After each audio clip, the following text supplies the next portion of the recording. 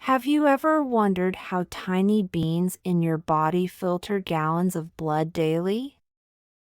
In the next few seconds, you'll dive into the fascinating structure of the human kidney. The kidney, shaped like a bean, has an outer cortex and an inner medulla. Inside, millions of tiny nephrons work tirelessly to filter waste. Nephrons start in the cortex, forming structures called glomeruli.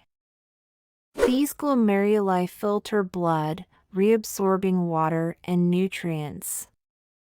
The remaining waste travels through tubules into the medulla.